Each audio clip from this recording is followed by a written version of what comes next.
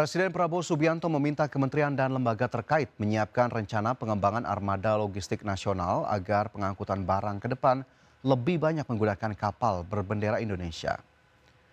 CEO Danantara Rosan Roslani mengatakan arahan tersebut disampaikan Presiden setelah menyoroti dominasi kapal asing dalam aktivitas pengiriman barang di Indonesia. Menurut Rosan, pemerintah juga akan mendorong penguatan industri galangan kapal nasional, baik yang dikelola badan usaha milik negara maupun swasta agar mampu memproduksi kapal berstandar internasional dan memenuhi kebutuhan armada nasional. Bagaimana pengembangan dari armada kita yang dimana sekarang dilihat oleh Bapak Presiden pengiriman barang-barang itu 95% berbendera asing. Bagaimana supaya ini kedepannya juga supaya bisa berbendera Indonesia dan diminta rencana pengembangannya itu seperti apa.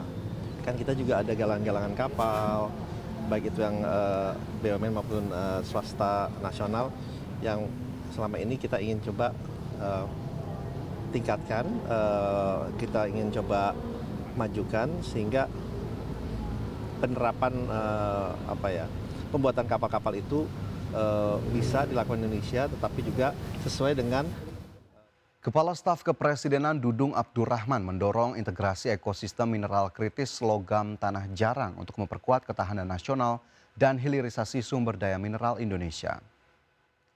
Dudung menilai meski Indonesia memiliki potensi cadangan sekitar 350.000 ton REO, namun tetapi tersebut belum memberikan nilai tambah optimal bagi perekonomian nasional. Selain itu, pengelolaan logam tanah jarang di dalam negeri masih menghadapi sejumlah tantangan, mulai dari keterbatasan teknologi ekstraksi dan pemurnian, standar regulasi dan pengawasan yang belum optimal, lemahnya pencatatan rantai pasok, serta risiko kebocoran sumber daya akibat ekspor yang belum memberikan nilai tambah maksimal. Logam tanah jarang merupakan bahan baku utama berbagai industri strategis masa depan termasuk semikonduktor, kendaraan listrik, baterai, energi terbarukan, hingga teknologi pertahanan canggih. Nilai tambah terbesar logam tanah jarang justru tercipta setelah proses pemisahan dan pemurnian hingga menjadi magnet permanen serta komponen industri berteknologi tinggi. Dari kegiatan yang kita lakukan, saya mengkoordinasikan rapat lintas kementerian dan lembaga ini untuk memperkuat tata kelola ekspor mineral kritis yang mengandung logam tanah jarang.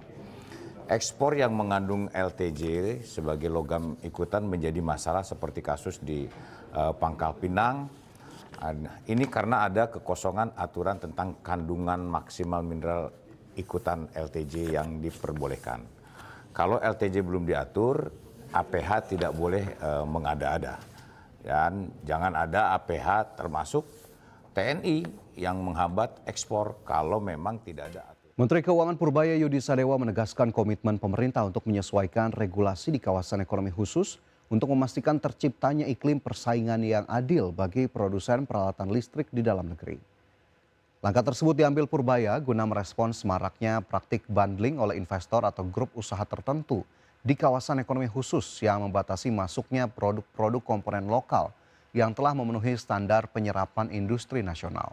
Purbaya juga menyoroti pola pengadaan barang dalam kawasan terpadu yang seringkali mengunci penggunaan produk dari grup tertentu tanpa memberikan kesempatan bersaing secara terbuka kepada produsen lain yang beroperasi di Indonesia.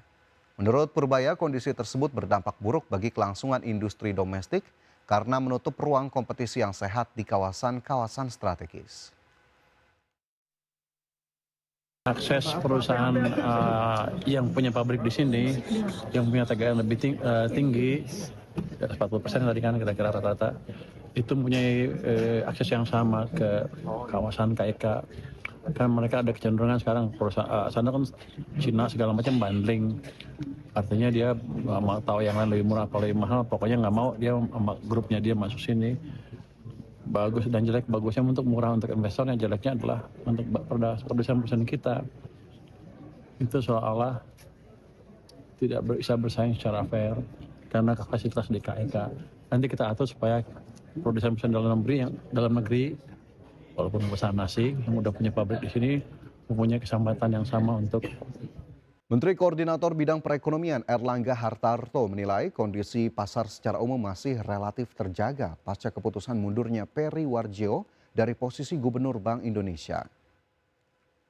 Terkait mundurnya Peri Warjio, Erlangga menyebut hal terpenting yang harus dilakukan adalah komitmen kelembagaan BI untuk terus menjalankan perannya dalam mengawasi stabilitas nilai tukar rupiah dan kebijakan moneter. Terkait calon figur yang akan mengisi posisi pimpinan Bank Sentral mendatang, Erlangga mengatakan keputusan tersebut sepenuhnya berada di tangan Presiden Prabowo Subianto. Ya tentunya kan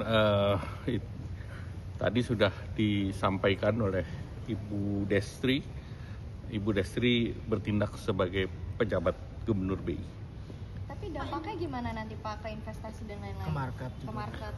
Prediksinya gimana Pak? Ya kan yang penting kan institusinya.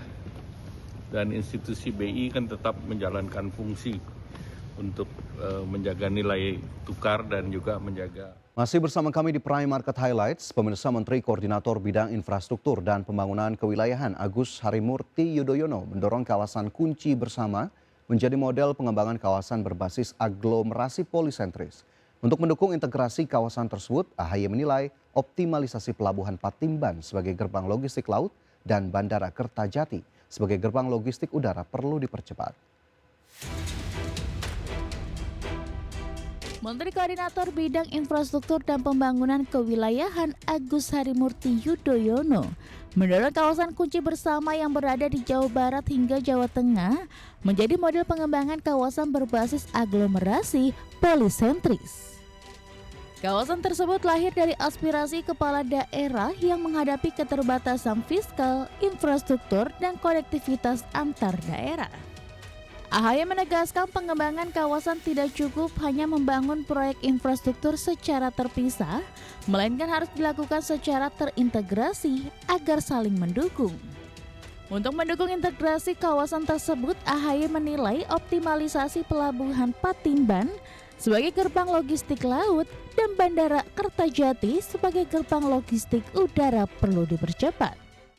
Pertumbuhan ekonomi, kalau tadi kita petakan berdasarkan data BPS yang sudah bisa kita ikuti semua, dari 10 kabupaten kota itu ada yang pertumbuhan ekonominya masih di bawah 5%, ada yang sekitar 5%, dan ada yang sudah lebih dari 5%. Artinya ada yang sudah seimbang dengan rata pertumbuhan ekonomi nasional, ada juga yang masih di bawah. Nah inilah yang perlu kita dorong.